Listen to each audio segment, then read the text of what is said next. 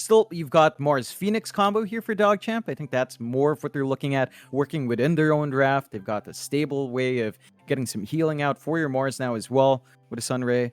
And of course, the Arena Egg combo is just really devastating. So DogChamp just building up on what they've already got on hand. Undying, as you mentioned, flexibility with Void Spirit. Laning against Storm Spirit's pretty even actually overall. I think you can kind of eke out a bit more as the Void Spirit, especially since you should have better rune control with the Simulate to go around. Still Undying, go into the Lion. So Witch Doctor Lion combination. Interesting picks for Undying. That keeps it pretty spicy. You've got solid heroes to throw on 4 or 5 now, although I'm expecting Lion 4 to be a bit more impactful. Level 6 timing's a lot sharper. Blink timing's more important, so we'll see if Undying does give that to Moon this time. Not one of those mobile heroes we tend to see from Moon, right? Like, he loves his Mirana, he loves the Earth Spirit, which was banned. The Lion's a bit slower in that sense. It doesn't jump in as fast. You don't have anyone that can really play at the same speed as the Void Spirit in terms of jumping in to follow up the initiation until that blink is up for your Lion. But you hit level 6, you've got a Hex to hold that Storm down. This is a really good run-and-gun lineup from Undying already to buy space for that Alk. I mean, you're always very biased when you see the Lion, John. Obviously, one of your favorite heroes coming out. Now, I guess it's kind of the same reason why the Shadow Shaman's so popular. You have that instant Hex, which is really, really good up against heroes like the Storm and Phoenix. You can really just shut them down without any real spell animation with the Hex from the Lion. So, a very nice pickup already for Undying. Obviously, a lot of value in being able to lock down that Storm or Phoenix. DogChamp, they'll have to try and respond with their 4th pickup now. This draft from Undying is looking very, very scary already. But DogChamp going to go for a Weaver pickup, which is another kind of position 1 that's come back into popularity. Turns out that it's pretty hard to kill off the Weaver in this current meta. And as of now, they do have plenty to disable, so I can't say they don't really have a way to lock down the Weaver. That Lion Hex is going to be very impactful on this Weaver this game, and of course you have the follow-up stuns, and you have the AoE silence later on for the Void Spirit with the Aghanim Scepter. So I can't really say it's a free Weaver game by any stretch, but it is still going to be rather hard to catch him and the Storm in the same team fight, I say. Yeah, I mean, at least one of these heroes will be able to sort of zip around, weave in and out of the team fight.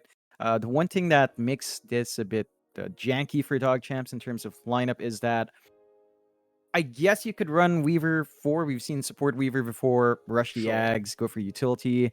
You could maybe run a support Mars, but when you do get potentially your 3 cores already picked up, that does mean you're last picking like a support here, and that isn't always the best thing. I don't see anything that really slots in perfectly now for the side of DogChamp if they are looking for that support, and Undying just ban out the supports anyway. They ban out the CM, which helps sustain your Storm. They ban out the Grimstroke, which would have been really nice with a Soulbind here, just to have more control, have that jump in with your Weaver and Storm with the Inkswell.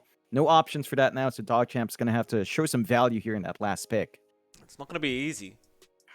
It will at least reveal whether one of these core pickups is going to be a support with this Weaver Storm. DogChamp, they'll go for the Enigma, which should arguably be a position 4 or 5. We've seen a lot of position 5 Enigma throughout the North American region. It's been very, very popular. Obviously, being able to essentially deny off a whole creep wave at level 1 is a pretty valuable ability to have. We'll see how Undying wants to respond, though. I mean, I don't think they're that concerned about this Enigma. Obviously, it's a very good pickup into the Alk, though, because you can deny a lot of those creeps away from the Alchemist in those earlier waves, and that is going to make it a bit of a slower ramp-up for the Alk. That being said, of course, generally speaking, with Alchemist, you do usually go level 1 Acid Spray anyway, so maybe the first wave doesn't matter too much, but even after that, the Enigma's still going to be very annoying, just being able to deny creeps over and over again with Eidolons. Undying, though, how much do you really care? We'll see with this last pickup. I'd say they shouldn't mind it too much. As long as one of your supports are outside, you should be fine. Like, you've got long-range stunts. Impale should be able to make it annoying for the Enigma to commit the Black Hole when it comes down to that. When it comes to laning, your supports don't tend to wave clear well, but Alchemist and Void Spirit do. So even in the sense of pushing, it's not very clear-cut for DogChamp. Those Eidolons should just be free fodder for the Alchemist down the line, even a Void Spirit. And they do close out with a Tide, so they do have some counter team fight now. That's the one area Undying was really lagging behind a bit. And with that closeout, it does look like we will see the Moon Meander Lion 4. So prioritization and blink timing, level 6 timing as well. An interesting lineup. Like this is game 1, the kickoff for BTS Pro Series 5, and we've already got some very different drafts, very different approaches to the game. I'm excited to see how exactly the execution goes out. If DogChamp can get these team fights with a Mars, Enigma, and Phoenix, and with maybe the Ags down the line from Rayla, Lisa, Storm, there's a lot of control there that, you know, you're really depending on some BKBs to come out to counteract. You're depending on some good positioning from Undying to not get caught out as well. So they're going to have to discipline themselves, be aware that spacing together is not going to be the call here, and they have to stay disciplined enough to respect that space and try to find those pickoffs. Pressure that Storm as much as possible. Moon with a Lion should be able to do that. We'll see if he does get the space out to make those early rotations mid to, you know, stop the Storm from getting off to a running start. We've seen Rayla Lisa pop off on Storms before. It's going to be hard for Undying if he does get that timing on that Storm this game. No, I mean, it certainly will. I am a bit concerned for DogChamp, though. I mean, their draft does look a lot greedier than, say, the draft of Undying, where you've got this Alchemist that is going to be essentially your all-for-one kind of hero. And I just don't really see a way that they're going to shut this Alchemist down this game. I suppose only time's going to tell. Maybe you get a Phoenix Spirit Vessel up, and that way, in conjunction with the Sunray, you can get a lot of damage out on this Alchemist and kind of reduce a lot of that healing that comes out. But apart from that, I mean, if Tomato has a good start to the game, it is going to be very, very difficult to try and slow him down. Your anger is useless here. Oh yeah, I mean, the only thing that's really going to slow him down, as you mentioned, is potentially the denies from Bloody Nine, but it looks like Bloody Nine is going to be staying down. But so you're not going to get that initial creep wave deny. You do have some good presence here with Mars plus Phoenix, though. So if Yarn can just keep landing that harassment out with the Fire Spirits, it's not a very easy lane for the Alchemist to really just sit back and farm up. He's going to have to just play with Acid Spray, which is still a steady source of gold. It's just not the ideal for an Alchemist. So we'll just have to wait and see if they can get that relief out for Timado, if they can sort of prevent the Phoenix from being a complete nuisance to deal with. A bit of all chat going on. Rayla Lisa asking if Moon remembers him. So far, Moon not giving him a response. See if Moon has the time to give him a response. He's a very busy man, Moon Meander. Looks like they're already going to head 3 down bot here for Undying as well. So a bit of a first blood attempt, which it is not too hard to get a first blood when you have double stuns to get started, along with a gush from Saberlight. Assuming all those spells do land, it's going to be very, very easy to get that first blood.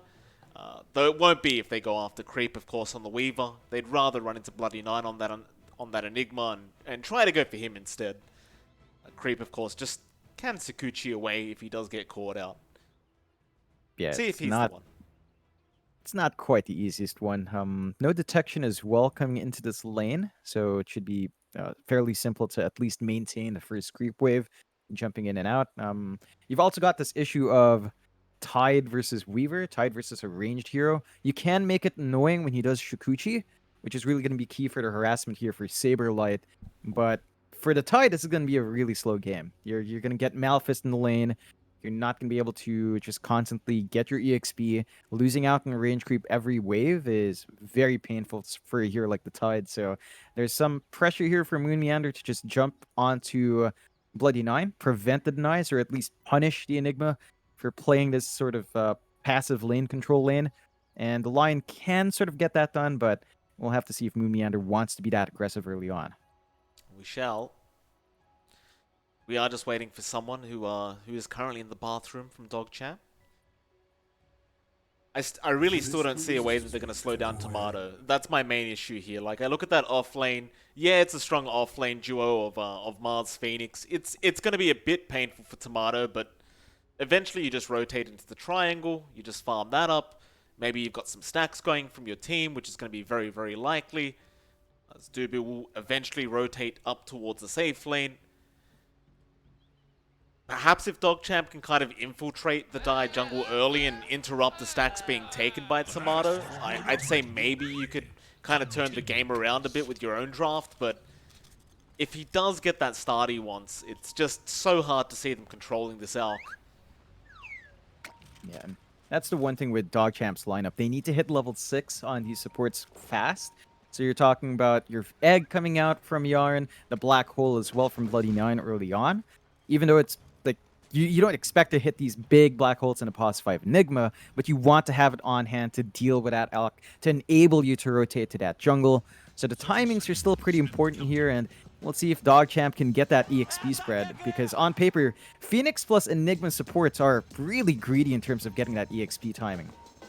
Dubu and Moomiand are actually rotating back up towards the top lane now, seeing if they can go for a first blood attempt there instead, but it was spotted out by Ray Lisa. Still Lukey sticking around, not too afraid of Moon Meander at this level 1 stage. They want to try and continue this contention as they are up against the Alchemist, and Tomato is backing off, but now Moon Meander goes in. Yaren does get the bounty. That'll be enough. I believe that was a 3 for... No, it was a 2 for 2 anyway. Pretty even trade between the two. Tomato didn't have the Greevil's Greed anyway at level 1. He is probably going to go for that Acid Spray. So it doesn't really matter so much. A very even start between both teams. Yeah, a bit of a blessing for Tomato as well, as Yaren did pop his Fire Spirit, so you're not going to have to deal with it for about half a minute. Level 1's where this dual lane from DogChamp isn't as strong. Of course, Dubu's here with the stuns, and they can apply some good harassment onto Luki early on.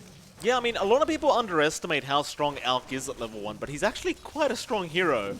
That area denial with that Acid Spray really does hurt you for that first wave, and it allows the Alchemist to get a very early level 2 timing, which can make it quite difficult to actually kind of harass him out of the lane. As you can see, of course, Acid Spray was on cooldown, but if he does need to, he'll just use it again. Luki and Yaren really can't do much at this level 1 stage, so they're just going to have to chill out and wait out their levels. In fact, Luki may have gone a bit too far here, but Tomato can't keep up with him.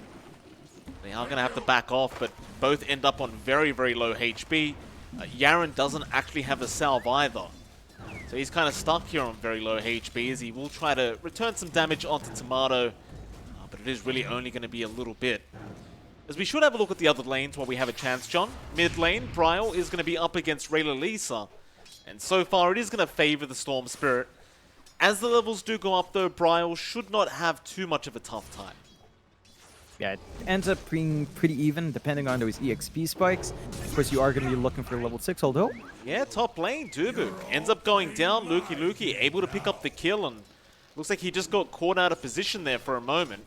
Did have the Voodoo Restoration and was trying to heal up, but it didn't prove to be enough in the end, and that'll leave Tomato here by himself for a little bit. Yeah, and that's a big pickup for DogChamp. Gives some much-needed EXP out onto the side of DogChamp. You still have to deal with level 2 on the other side of Undying, and Dubu is sort of refreshed up. Did opt for Voodoo Restoration level 2, so you don't have to worry about Maledict Burst in this lane, but you do have to worry about just how much you want to commit when Tomato can get some easy regen out to just hold the lane and find that farm. Absolutely. Of course, down at the bot lane as well, Moon Meander and Saberlight going to be up against Bloody Nine and Creep. And you already talked about Saberlight probably not having the best lane on the Tidehunter. He's doing alright so far, only one last hit behind Creep as Moon Meander also got the large camp pull off. Saberlight, I suppose you would call this a bit of a win for the Tidehunter this laning stage. Not too bad at all. No, you're getting some good value for Moon. Sticking around, getting that pull off equalizes the lane quite a bit. Bloody Nine is playing that selfless Enigma we tend to see. So he's stuck at level 1. He's out of clarities now, which means he's got about 1 demonic conversion left before he's got to just sit back and wait for the regen. And once you run out of those demonic conversions, the lane is just not as great. You know, the Enigma doesn't contribute much. You don't really have any laning spells beyond just denying those creeps, so it is greedier, and in that sense, Saberlight is, all things considered, still having a good start. Level 3, whereas creep is 4, but considering you lost a couple of range creeps, that's not too bad at all for the Tide. Well, Creep cops the gush now. He doesn't have Sakuchi up yet. Of course, it's not going to lead to a kill, but it is a fair bit of damage out onto Creep. That's the name of the game, just forcing the regen out of this Weaver and eventually trying to force him to buy a bit more. It's Creep. He's still going to be alright for now. He'll get back to farming. Looking back up towards top, Dubu. Looks like he's going to make the rotation for the 4-minute power rune and Lisa already going to be up at that top rune spot and does get himself a nice invis. Just a little bit late there from Dubu. If he was there maybe 2 seconds earlier, he might have been able to steal it away, but Lisa getting that first power rune, and once he hits that level 6, he might be able to make a rotation with this invis. Yeah, that's a big pickup for Lisa. Helps him take even more control in this rather even lane. So Brawl now is not going to have any regen on hand. None of his supports can TP in from the fountain. So he's not going to get a hard refill until the 6-minute mark, which should stave off any aggressive movements from the Void Spirit. So there's more space here for Lisa to just max out his farm, hit his level 6 timing, and look for a move once that is up. Well, Bloody Nine almost going down at the bot lane. Creep did rotate to help him out, but still the Gush comes out now, cancelling out the salve of Bloody Nine. They're still on very low HP and is going to be forced to buy another salve for himself. I'd say almost every lane is being won here by Undying, apart from maybe that mid lane, which is a lot more even. Speaking of Lisa, he does just waste that Invis rune. Just wanted the bottle to refill him up in terms of HP, and we'll go for the bounty instead. But now the rotation is coming towards the bot lane for this Storm. Saberlight about half HP, there's your zip in, and that's a lot of damage out. It's going to be a very nice, easy kill for Lisa. In fact, they might find another. Moon Meander, he's quite low. Let's get the stun out, but Moon is still dropping, and they don't even need the Storm, perhaps. They do get the kill, Bloody Nine, able to pick up one himself on the Enigma. And that's a very timely rotation out from Lisa, knowing that he had a lot of regen on hand. He had a full mana pool to get that zip off. They find some very important kills. This is giving space somewhat up top, but even Tomato, with all of those movements out, is not quite safe and is just copying a lot of hits now. So you're hitting that spike on DogChamp. We've just got to wait for the supports to start picking up some more EXP, but with a Storm off to a good start like this, you can expect Lisa to understand that he does need to apply pressure around the map here. Browse met up in mid again with Dubu. They wanted to try and make a play onto that Storm, but Moon Meander was a little bit too far away.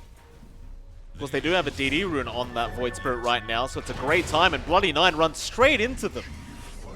Nice easy pick up there for Moon Meander.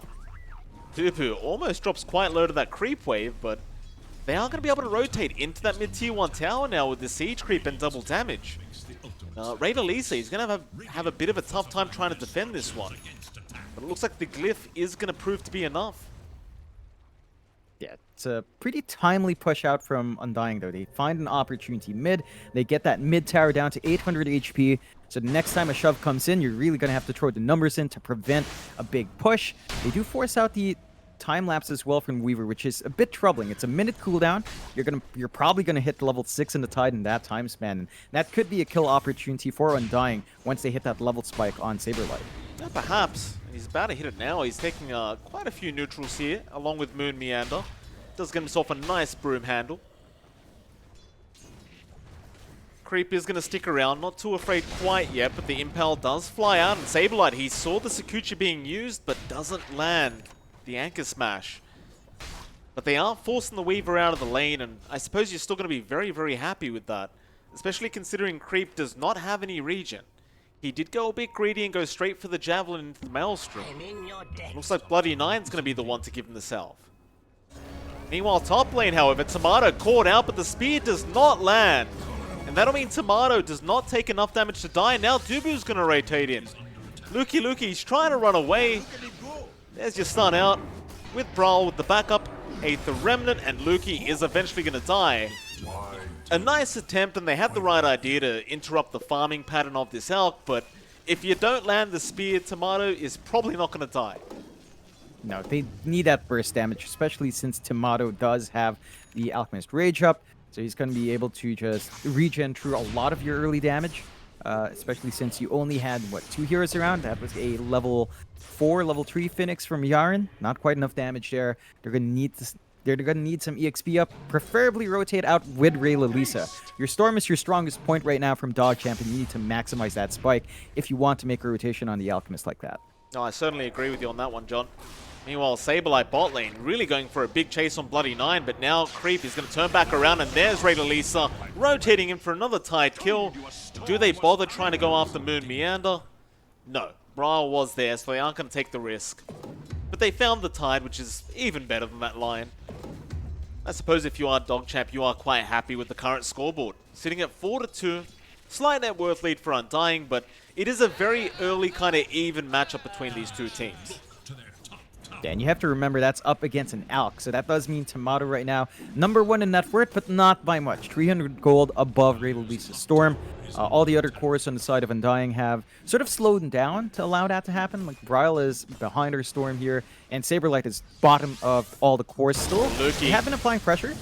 Top lane, he cops the Ravage with the Melodic. Sunray is going to heal him up a little bit, but is it going to be enough? He'll drop the arena and try to fight back. Dubu is dropping very low, but eventually Luki does die, and Dubu does survive as Yaren tries to TP out.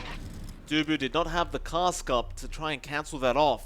Meanwhile, bot lane, however, Moon Meander also dropping extremely low, and looks like he will die to creep. Does eventually go down. So a bit of a trade across the map, but that one definitely favored the side of Undying. Yeah, and this is where it starts to get a bit scary for the side of DogChamp. There are a lot of stacks being built up here for Tomato. He is almost at his Battle Fury timing as well. And once that's up, these stacks just fly off the map. A huge gold injection can come out for the Alchemist. So this is the point where you start to want to see some of that aggression come in. They need to start grouping up as maybe 3 heroes now to rotate onto Tomato, get those kills off.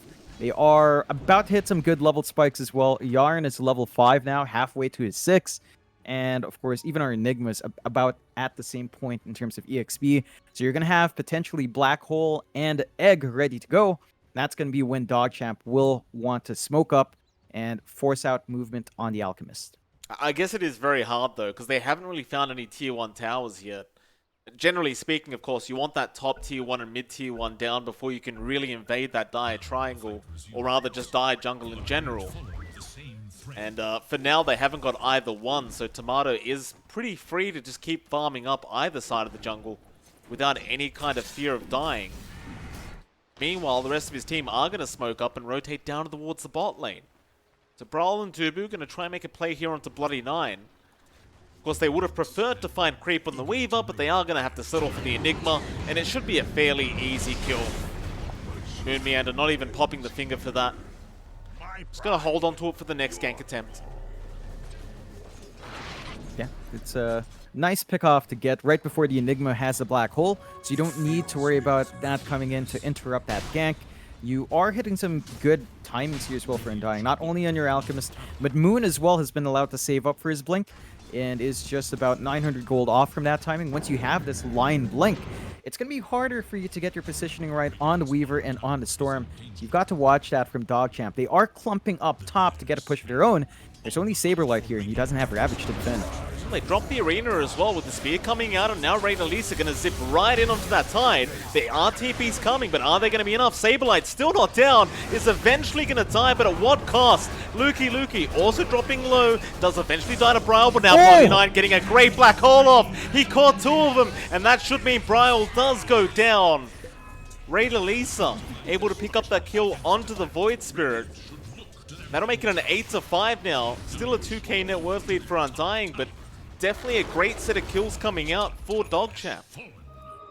Oh yeah, a massive set of kills there, slowing down Saberlight and slowing down that Void Spirit. It's been a slower start for Bryle, starting to lag severely behind compared to Rayleigh at about 800 gold behind. However, Undying did force that fight without Ravage. This time around, they've got it ready on Saberlight. They could look to set up for a push of their own. They do not shove as fast as a lineup with Enigma right now, though, so not going to be as quick and easy to clear out the creep waves and force an objective, which is what DogChamp really needs to start playing around. So 2k lead for Undying. A lot of that starting to build up mainly on Tomato, who does have his Battle Fury, but this is the point where Undying need to group up, buy space for the Alch, distract the rest of DogChamp from hunting down this Alchemist. They are certainly grouped up, but for now they're just farming up at that top dire jungle. I think they still feel relatively safe without that mid-tier 1 going down, but speaking of, Tomato, he gets caught out. Luki, a very nice spear into the arena. Tomato, though, does get the Chemical Rage off, and now the Impale is going to be there by Moon Meander. Into their Hex, do they really want to chase down Luki? The answer is no. Tomato does back off. Meanwhile, towards the left, Saberlight is holding back Yaren and Rayleigh. He's going to get silenced up, but it's not going to be anywhere near enough damage. He does have the Hood of Defiance, and of course, Lukey and Bloody Nine were trying to rotate to help out, but they are a bit too late to the party. Meanwhile, towards the north, Brawl going to catch out Creep through the Sakuchi and does get the kill along with Dubu. And that's a very important pickup there for Undying. Of course, Creep really did not want to die right there with the Maelstrom up, but he didn't really have a choice in the matter. Still hunting with the smoke up, and if they find... Oh, They get the Tomato. silence. Vortex is going to be there. Tomato, no help so far, and he is eventually going to die. Great rotation out from Ray Lisa and his team, but now Moon Meander is going to rotate him with a Hex and an Impale out onto Bloody Nine, and with the finger, it's going to be a nice, easy kill. In fact, they found Ray Lisa. Looks like he tried to go for a TP out, but Bryle did end up cancelling it, and he can't even get up to the high ground. He is going to tie to the tier 3 tower, though. So a bit lucky there for Ray Lisa, but still a very important pickup for the side of Undying. And yeah, they lose their Alchemist, but they got 3 kills in return. I don't think they're too upset about that. No, they're very happy about that. Just getting that pickup gold for Bryle and Saberlight is actually pretty important as well. So they're starting to even out some of that farm distribution here. I mean, you're still running away with Tomato. Of course, it's an Alk, but you look at all the other cores on the side of Undying, and most of them are pretty tied in with DogChamps on the cores. So they're not lagging behind at all. Very nice spear there from Lukey to be able to secure that 15-minute bounty rune. Of course, it is still a 2 for 2, but just kind of predicting where Brawl was going to walk was very nice there from Lukey. Of course, Lukey is still trying to farm up his own Yule Scepter before he can really get active with his own team. Should have that up very, very soon, and that might be time to move for DogChamp. Yeah, Your, could be a good surprise to throw out once you have that out. But you've got the Blink on Moon. So whatever mobility you had with the Weaver and the Storm, it's going to be mitigated a ton by this initiation. There it is. They're going for the Hex, but Ray Lisa trying to impale, but no, there goes the Ravage. I did mean Vortex there from Ray Lisa. Bryle, meanwhile, going to keep chasing down Bloody Nine. Creep is going to TP in and try and help out, but the spear does not connect from Lukey. Moon Meander once again, a great impale there from the Lion, and Lukey is in big, big trouble. He's trying to run. There goes Bloody Nine, and Lukey should eventually just drop here to Bryle. He'll get the Yule Scepter off, but that'll just mean he dies to Tomato instead. They tried to burst one down there with the Vortex from Ray Lisa, but it did not prove to be enough. 4 going down for the price of nothing. Oh man, it's starting to get difficult for DogChamp because it's 7k of a lead for Undying, and all of the cores of Undying are now above the cores of DogChamp, even by marginal amounts. This is a big win for Undying. They're not sacking their cores farm for the Alchemist. They're still finding some way to keep up compared to the DogChamp heroes. And DogChamp now, we need to see that big team fight. We need to see the Black Hole with the egg on top. Meander in silenced up, but Bryle is there with the Yule setup. Saberlight, no Ravage this time, but they want that Storm dead. There's the Impale out, catching up the Weaver. Egg is not going to last. It does get taken down by Dubu, and now Bloody Nine gets fingered up and does eventually go down, but now Lukey coming in with a nice arena. The least find Saberlight for their trouble, or will they? He's still alive, but does eventually die, but so does Ray Lisa. Bryle now on the run, but Creep is going to try and chase him down on the Weaver. Dubu going to be right around the corner with the Glimmer Cape just in case he needs it. And while all this is happening, Moon Meander is still being chased down, but eventually is going to blink TP, but no, the spear is barely going to land in time from Lukey. And Moon, he's just kind of stuck in that tree line now, just burning to the sun ray, and does eventually go down. And the tip does come out from Bryle. I suppose you could argue that is some space creation there. I'd argue it's a lot of space out, and Moon has been doing a ton of work in these fights. Like, the egg comes out and he gets the stun off, knowing that Bloody Nine's just waiting to get his black hole to follow up, and then the combo's broken up. DogChamp, their entire lineup is riding on teamfight, but all their spells come out very stacked up. Oh, Yaren. He was waiting to try and secure the haste room, but Brawl just walked in and picked it up, and now Yaren's in big trouble. Unstable Concoction's gonna fly through with the Melodic. He's gone. They don't even bother chasing him down any further. Just very, very bad news for DogChamp. You look back at Tomato, I mean, SNY's up. BKB is now available if he wants to buy out the recipe. And this is that point where the Alchemist can just fight. There's no reason for him to farm if he doesn't want to. No, like he's able to be active if he wants. Once the BKB's up, you only rely on Bloody Nine's Bloody Black Hole, and he gets stunned. Yeah, he gets caught out there by Tomato. Not exactly sure what Bloody Nine was trying to do there.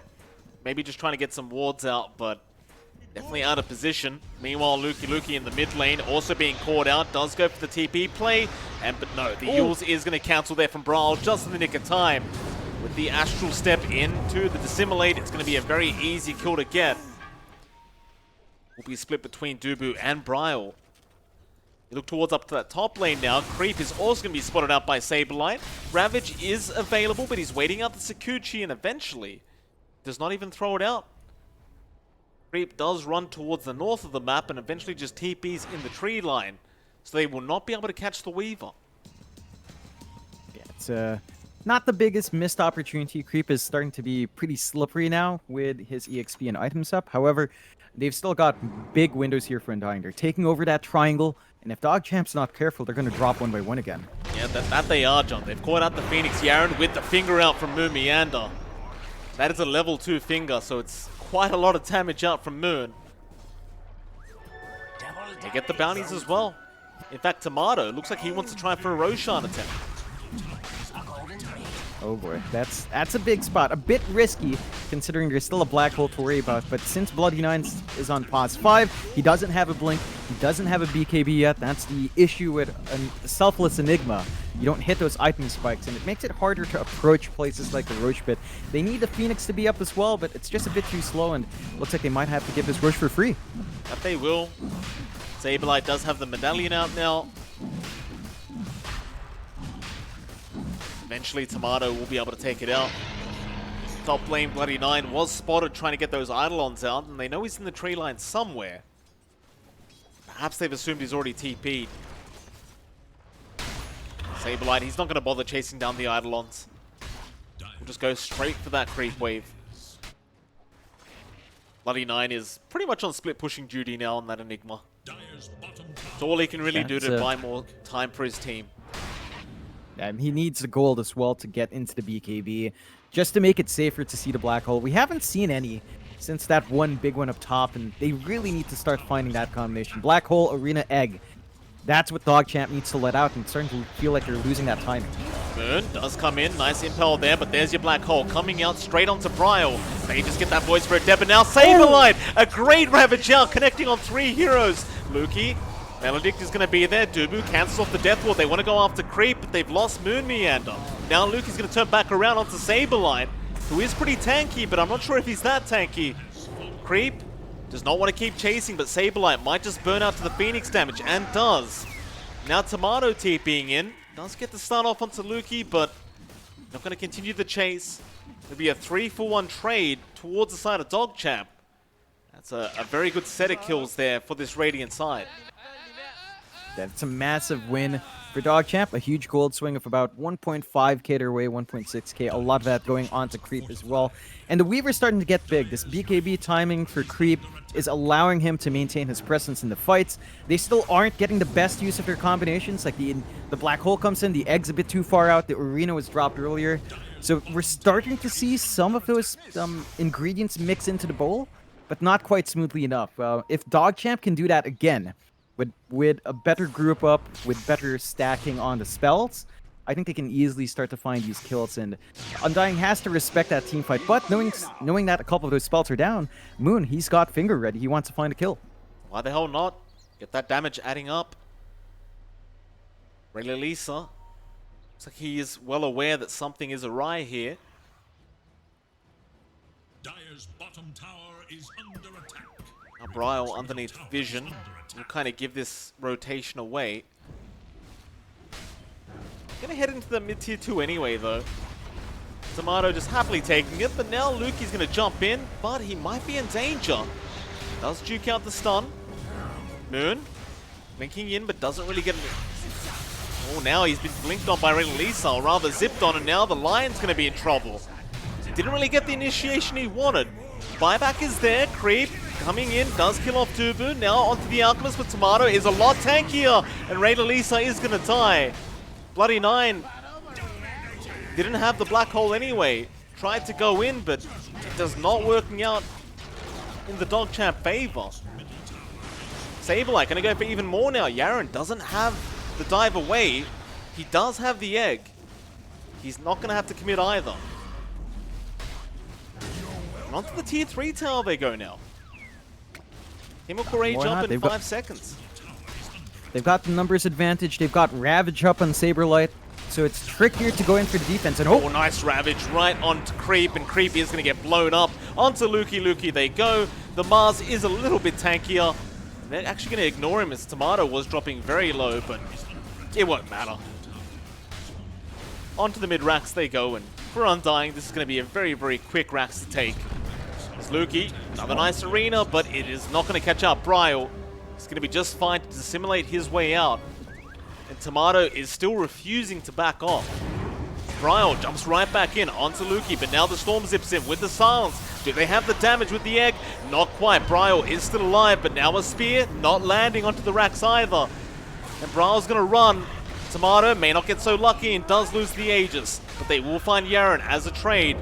On to Lukey once again. The Mars is dropping very low this time around, but does manage to blink away, and instead they'll go on to Bloody Nine, but there's the zip in once again into the Impale. What? Moon Meander landing the Impale on 2 is going to catch out Raider Lisa. There is no buyback available on the Storm, so they're going straight for the T4 towers. I mean, why the hell not?